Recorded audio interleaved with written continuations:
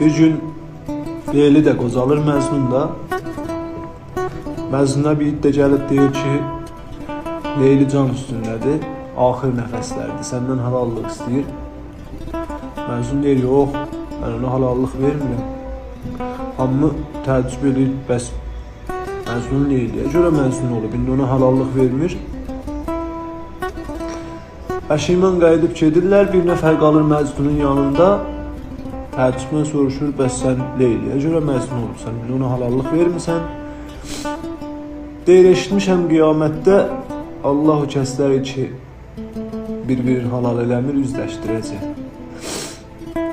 İstəyirəm orada da görəm.